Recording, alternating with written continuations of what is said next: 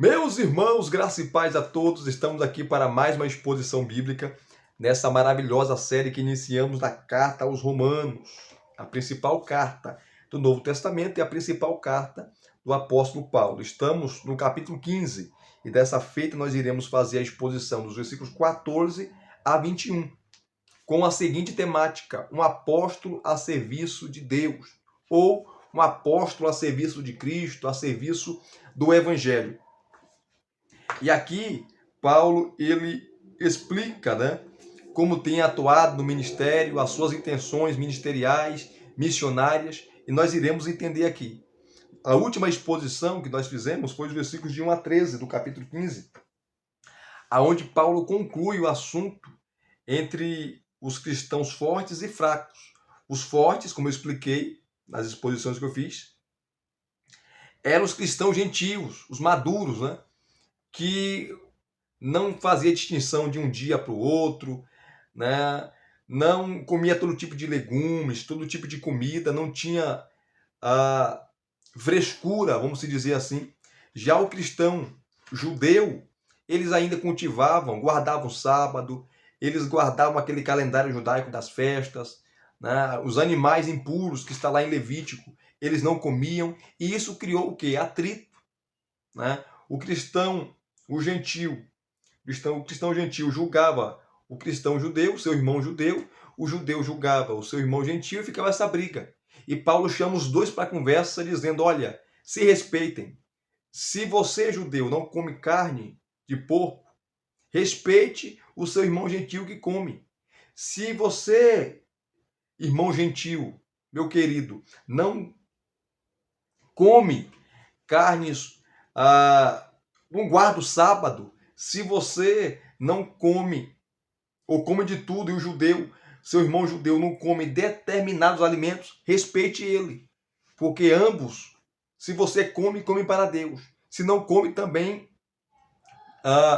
para Deus não come. Se você não guarda todos os dias, tem todos os dias iguais, para Deus você faz. Se teu irmão judeu tem dias especiais, guarda dias especiais, para Deus ele o faz. Então se respeitem mutuamente. E é isso que Paulo trata, eu expliquei de maneira bem detalhada nas exposições que eu fiz no capítulo 14 e até o versículo 13 do capítulo 15, que foi a última exposição. Assista essas exposições para você ser abençoado e edificado. E agora, nós estamos no capítulo 15 e vamos fazer a exposição dos versículos 14 a 21. A grande exposição, os capítulos de 1 a 11, a exposição teológica de Paulo sobre a justificação pela fé, e a grande exortação no capítulo 12, que vai até o capítulo 15, versículo 13, de Paulo, acabaram. Seus leitores, eles poderiam estar pensando que as duas bênçãos do capítulo 15, versículo 5 e versículo 13, são a conclusão de sua carta. Mas ele ainda não terminou. Pretende retornar à questão de suas relações com a igreja de Roma, que começaram a esclarecer lá no capítulo 1, versículo 8 a 15.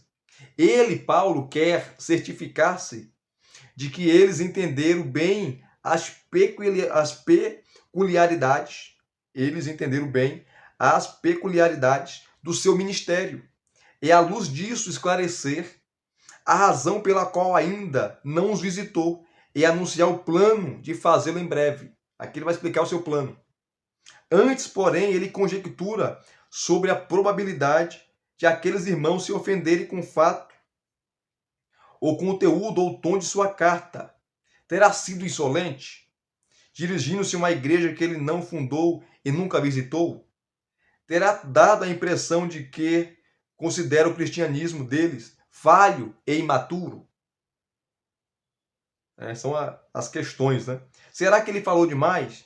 O apóstolo parece estar meio apreensivo quanto à reação deles ao receberem sua carta. Assim acha melhor acalmá-los e tranquilizá-los. Passa a escrever num tom muito pessoal, dirigindo-se diretamente a eles pelo resto da carta, afetuoso, chamando de meus irmãos e sendo franco. E ele abre-lhes o seu coração com relação ao passado, presente e futuro de seu ministério. Pede humildemente as suas orações e envia-lhes saudações. E assim ele nos dá uma demonstração de como a providência de Deus tem atuado em sua vida e ministério. E aqui vamos para a exposição, sem delongas, os versículos 14 a 21. Um apóstolo a serviço de Deus. Um apóstolo a serviço de Deus. Isso aqui é interessante, né? Porque Paulo começa expressando sua confiança em seus leitores romanos. Quando ele escreve, meus irmãos, escreve, eu mesmo, estou convencido de que vocês estão cheios de bondade e plenamente instruídos, sendo capazes de aconselhar uns aos outros. Versículo 14. É evidente, queridos, que ele está exagerando um pouquinho, num gesto diplomático e inofensivo. Mas seria injusto acusá-lo de insinceridade. De insinceridade. Assim como não parece certo de descrever suas palavras como um pedido de desculpa cortês. Ele está simplesmente assegurando que conhece e aprecia suas qualidades, sua bondade, seu considerável conhecimento cristão e sua comprovada capacidade de ensinar e admoestar uns aos outros. É uma igreja madura. Mas então eles são cristãos tão perfeitos e bem dotados, assim porque Paulo resolveu escrever-lhes desse jeito. Ele apresenta dois motivos. O primeiro motivo está no versículo 15, parte A, quando ele diz assim, a respeito de alguns assuntos, eu lhes escrevi com toda franqueza, como para fazê-los lembrar-se novamente deles. Os apóstolos davam grande importância ao seu ministério, de reavivar a memória dos cristãos, como haviam sido incumbidos da tarefa de formular o evangelho e de lançar os fundamentos da fé. Eles viviam relembrando às igrejas a mensagem original e conclamando-as a voltarem a ela.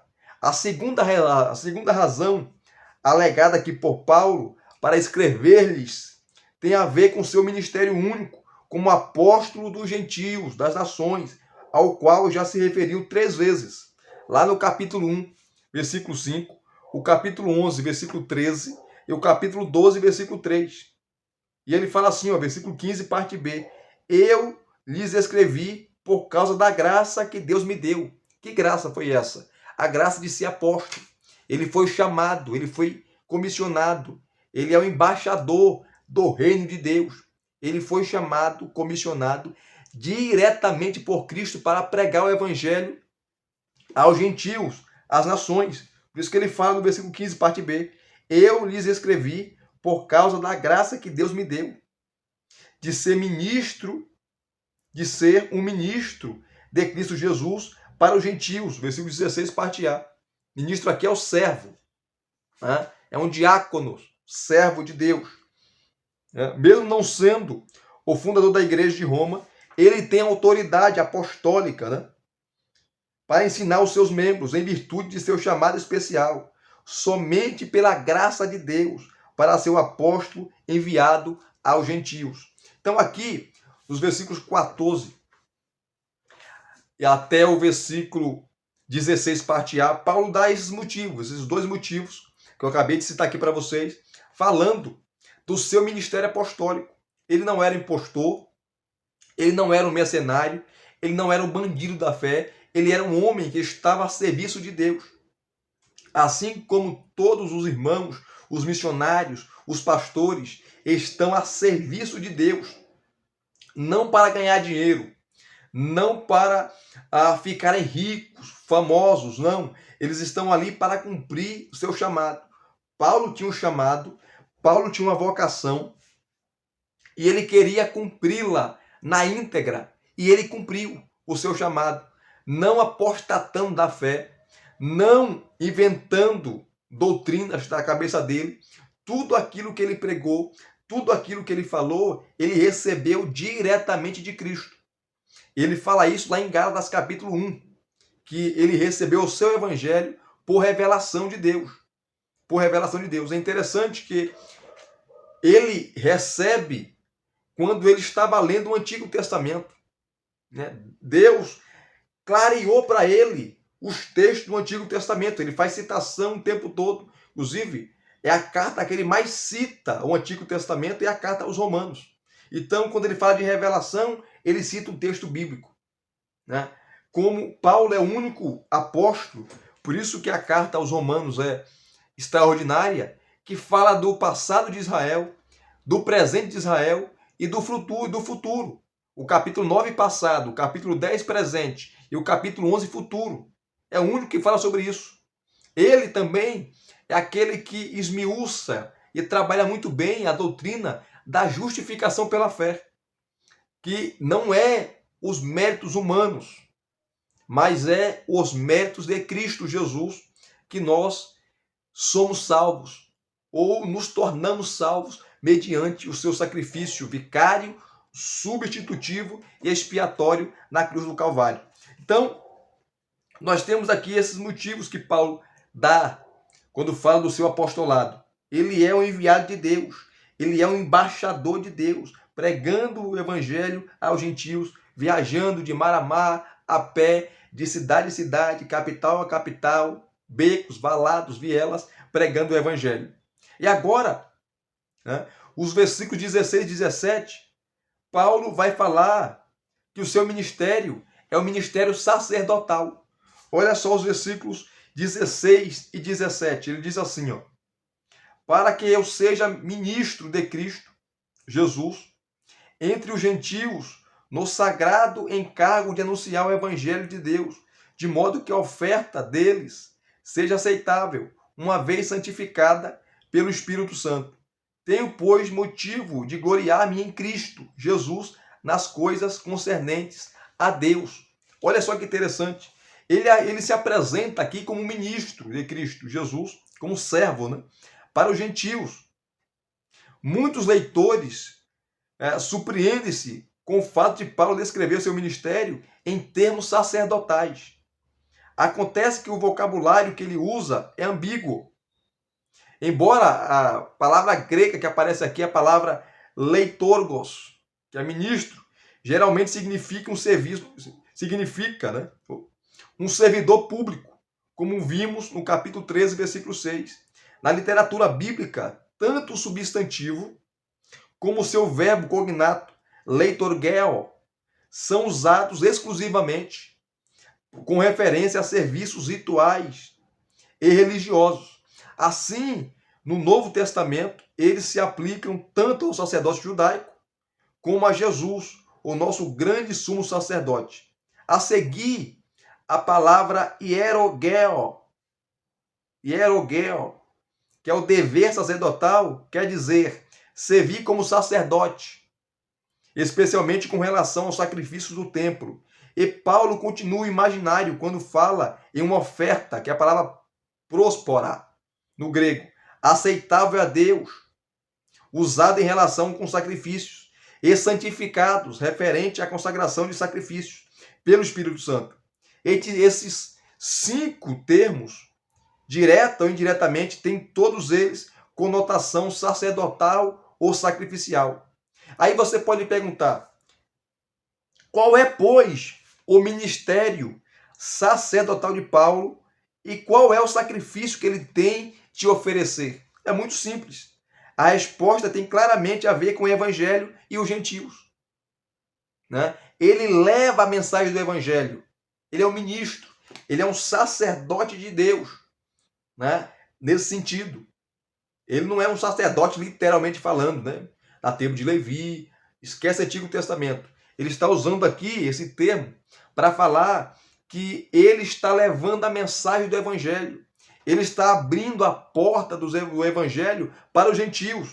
E ele oferece, por meio da sua mensagem do evangelho, os gentios como oferta, como sacrifício vivo, agradável, santo ao Senhor. Paulo considera sua obra missionária como sendo um ministério sacerdotal, porque ele é capaz de oferecer os seus convertidos gentios como sacrifício vivo a Deus.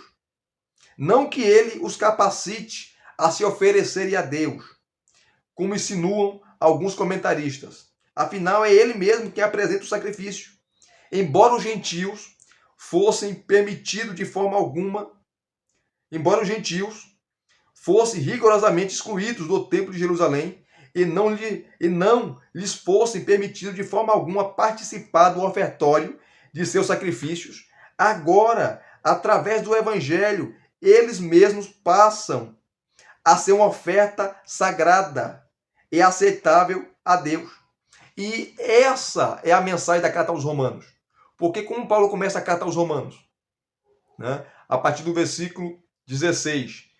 Versículo 16 e 17, ele mostra que o evangelho, a justiça de Deus se revela por meio do evangelho, a justificação. Depois, a partir do versículo 18, ele vai falar que o mundo gentil é culpado. As nações são culpadas e merecem punição. No capítulo 2, ele mostrou claramente que os judeus que apontavam para os gentios, para as nações que se achavam que só porque eram descendência física de Abraão estavam salvos, só porque tem a revelação, ou tinha a revelação de Deus, o Antigo Testamento, a Torá, né, o Pentateuco. Então eles se achavam salvos. E Paulo mostra no capítulo 2 que os judeus também são culpados, necessitam de salvação. E no capítulo 3 ele joga pá de cal, a partir no versículo 23, quando ele fala que todos pecaram e destituídos foram da glória de Deus, judeus e gentios. E a partir do versículo 21 do capítulo 3, Paulo mostra, né, o meio pelo qual Deus salva judeus e gentios. É o mesmo método. É a justificação pela fé por meio de Cristo Jesus. No capítulo 4, ele mostra a justificação na prática, citando a vida do patriarca Abraão, que Abraão não foi justificado por obras, mas pela fé. No capítulo 5, versículos de 1 a 11, Paulo vai demonstrar os frutos da justificação. No capítulo 5 ainda, dos versículos 12 a 20, Paulo mostra de maneira clara, precisa, coesa, consistente e coerente que a humanidade está dividida em duas classes. Aqueles que estão em Adão, Adão é o cabeça da humanidade caída, e aqueles que estão em Cristo, que são justificados. Cristo é o cabeça da humanidade redimida. No capítulo 6, ele vai mostrar claramente a doutrina da santificação. Aqueles que foram justificados, aqueles que foram regenerados, vivem uma vida santa, não vivem mais para o pecado. O pecado não tem domínio sobre os justificados. No capítulo 7, ele mostra a relação do crente, do justificado com a lei. No capítulo 8, ele mostra agora que os justificados vivem segundo o Espírito. E eles podem ter convicção, certeza da salvação. No capítulo 9, 10 e 11, ele mostra o futuro da nação de Israel e a sua conversão. Mas a conversão de Israel envolve a justificação. Eles serão salvos porque crerão em Cristo. Eles serão salvos porque se arrependerão. Eles serão salvos porque Cristo também morreu por eles, para perdoar os seus pecados. Então, você vê que o tema da carta é essa. O tema da carta de Paulo aos Romanos é esse. Não há barreira, não há separação entre judeu e gentil. Não há. Mesmo o judeu tendo privilégios que teve da revelação de Deus, da lei de Deus, Deus usou, né, um povo de Israel como propósito específico. Israel falhou nesse propósito, né, que era anunciar Deus às nações. Você vê isso no Salmo 96 e outros salmos. Israel falhou, mas Deus tinha um plano, e o plano de Deus não falhou. E o plano de Deus não foi abortado. Deus não tem plano B. O plano dele foi determinado antes da fundação do mundo. Que plano era esse? Era Cristo Jesus sendo enviado para morrer por toda a humanidade, independentemente de cor, de raça, de etnia, de língua. Então, a barreira racial cai por terra quando chega o Evangelho. E é isso que Paulo mostra. Então, a sua missão era pregar aos gentios. A sua missão era levar os gentios a Deus como oferta viva, como sacrifício vivo. E graças a Deus por isso, porque esse evangelho chegou a mim, que sou brasileiro, chegou a você, chegou a todos os continentes, chegou às nações, porque nós também somos filhos de Abraão.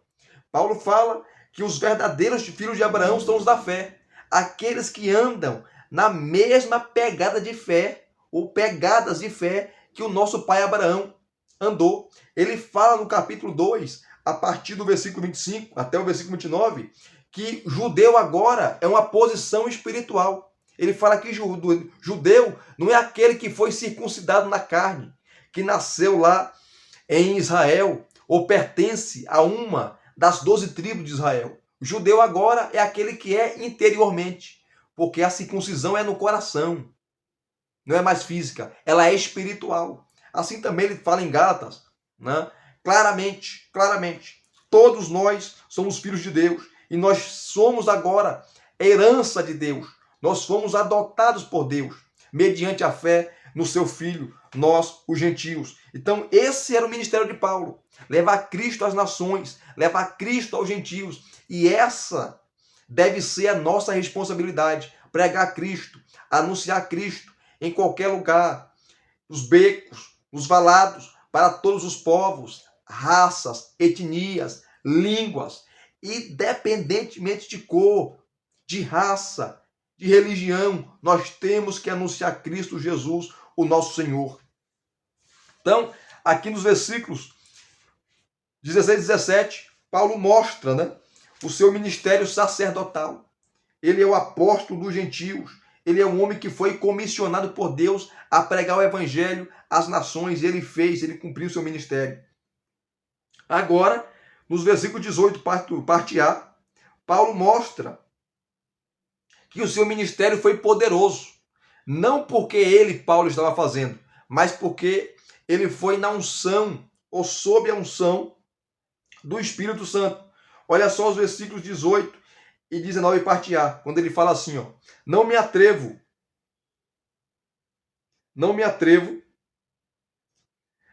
a falar de nada, exceto daquilo que Deus realizou por meu intermédio, em palavra e em ação, a fim de levar os gentios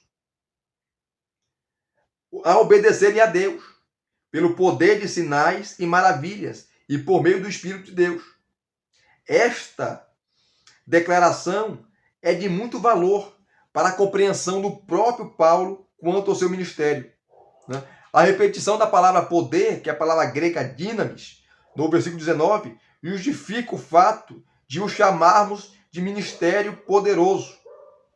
Tá? Ele aqui alude a pelo menos 5 características suas. Primeira característica: Paulo descreve o objetivo de seu ministério, que ele diz se levar os gentios a obedecerem.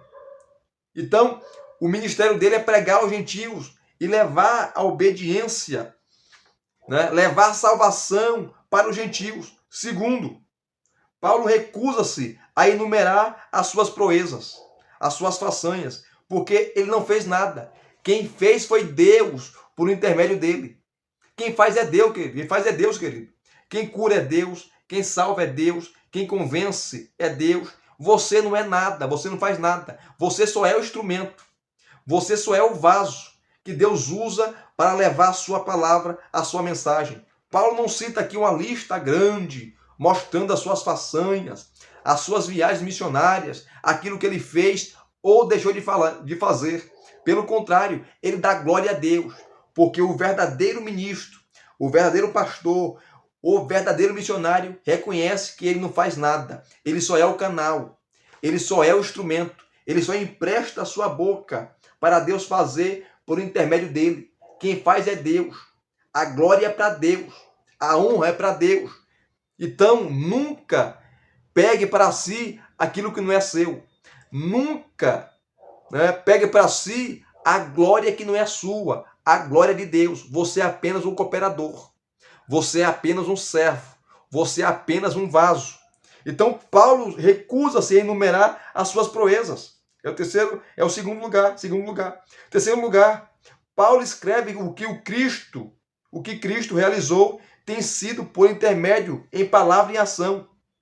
Essa combinação, palavra e ação, o verbal e o visual, é um reconhecimento de que nós, seres humanos, aprendemos muito mais através dos olhos do que dos ouvidos.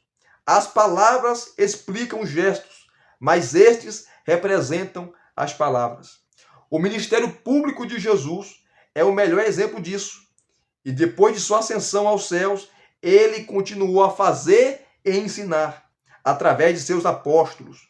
Seria um erro concluir, porém, que ação significa apenas milagres. Um dos mais poderosos recursos visuais de Jesus foi tomar uma criança em seus braços. E da parte da igreja primitiva foi a sua vida de comunhão e o cuidado pelos seus ou pelos necessitados. Então, claro que quando Paulo fala aqui sobre sinais, prodígios, maravilhas, envolve aquilo que ele fez, né, que Deus fez por intermédio dele lá em Éfeso. Milagres, paralítico andando, surdos ouvindo, cego vendo, mudo falando.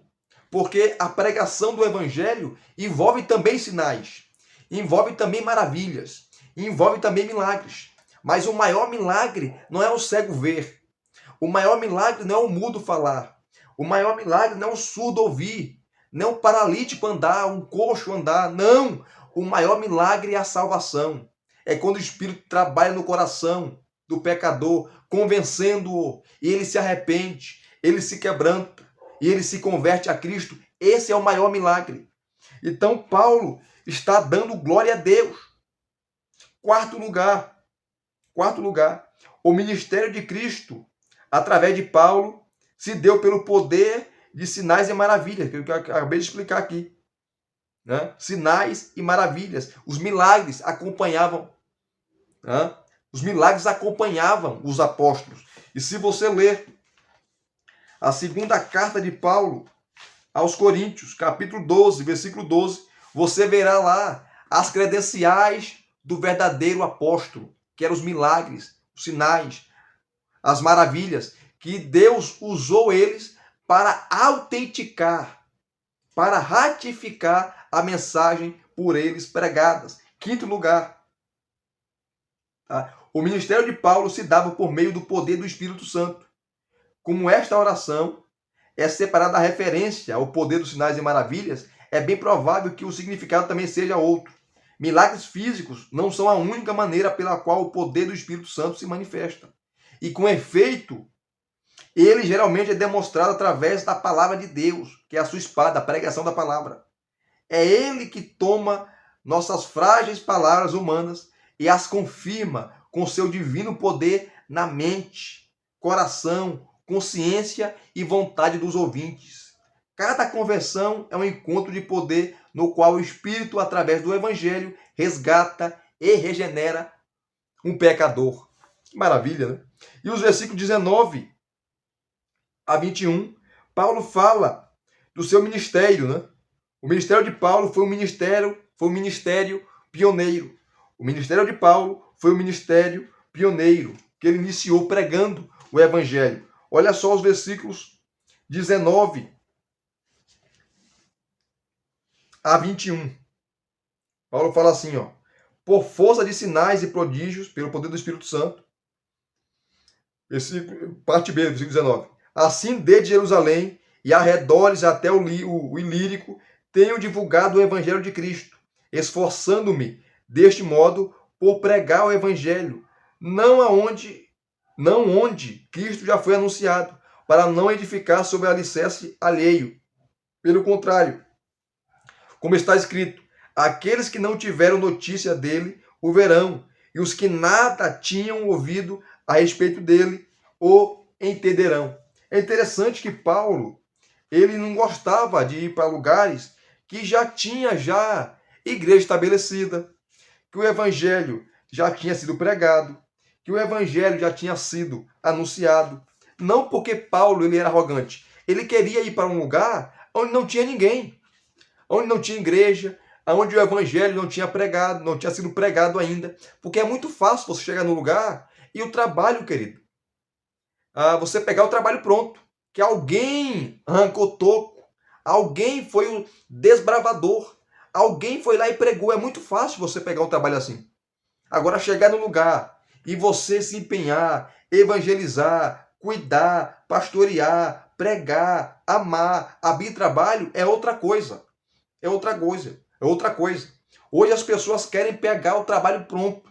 Paulo não queria facilidade, não. Falou, não, eu não quero pregar em lugares que outros já pregou, que outros já construíram. Eu não quero edificar sobre um edifício que alguém já começou a edificar. Eu quero começar do zero. Eu quero começar a pregar aonde ninguém pregou. Eu quero ir aonde ninguém foi. Tem essa coragem que Paulo tinha de pregar, de anunciar Cristo aonde ninguém foi.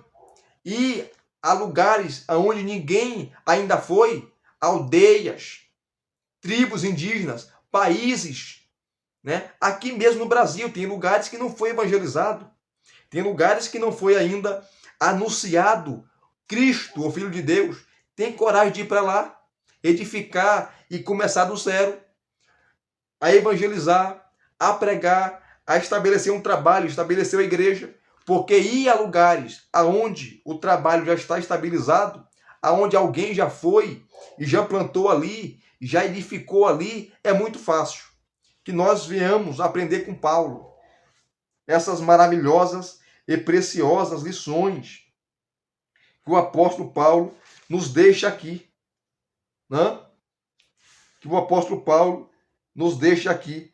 E no versículo 21, Paulo cita Isaías, né? Capítulo 52, versículo 15. Quando ele fala assim, ó, aqueles que não tiveram notícia dele o verão, e os que nada tinham ouvido a respeito dele o entenderão. Né? O profeta estava escrevendo acerca da missão do servo do Senhor de derramar do seu espírito sobre muitas nações, de forma que elas iriam ver e entender aquilo que até então não lhes havia sido dito. Paulo vê o cumprimento dessa profecia na pessoa de Cristo, o verdadeiro servo, o qual ele está proclamando aos não evangelizados. Aos não evangelizados. Então, Paulo aplica Isaías, capítulo 52, versículo 15, a Cristo Jesus. Que, através da sua morte, através do seu sacrifício, ele morreu por todos. Indistintamente. Aqui, você pega aí aqueles que defendem a expiação limitada, que para mim é antibíblica, a expiação limitada, defendida pelos meus amigos e queridos irmãos calvinistas, eu não concordo. Porque a Bíblia ensina claramente a expiação ilimitada, e isso não é universalismo. E Armínio tem uma frase maravilhosa sobre a expiação de Cristo, né? Ele falava que existe a redenção aplicada e a redenção obtida. A morte de Cristo foi aplicada a todos os homens. Agora, os benefícios da ressurreição, os benefícios da justificação, os benefícios da morte vicária, expiatória, substitutiva de Cristo Jesus na cruz do Calvário, só são obtidos aos que creem. Aos que creem. Então, essa frase de Armínio é maravilhosa. Né? É aplicada a todos. Mas só recebem os benefícios da ressurreição aqueles que creem, aqueles que se arrependem, aqueles que confessam os seus pecados, aqueles que confessam as suas mazelas. Então, Paulo aplica Isaías, capítulo 52, versículo 15, aqui no versículo 21, a Cristo Jesus. Né? Aqueles que não tiveram notícia dele o verão. Dele quem? Cristo Jesus. E os que nada tinham ouvido a respeito dele o entenderão. Aqueles que nunca ouviram falar de Cristo irão ouvir, porque ele enviará os seus missionários. Assim como Paulo foi um missionário, foi um homem de Deus. Até hoje, Cristo Jesus está enviando ceifeiros para a sua seara. está enviando obreiros para a sua seara. Que nós possamos ter essa coragem de Paulo, de pregar o evangelho, não por ganância, não por status, não por inveja, intriga, mas por amor aos pecadores, amor às almas, amor ao evangelho, amor à igreja, amor a Cristo Jesus e o rebanho que está espalhado nos 4 cantos da terra.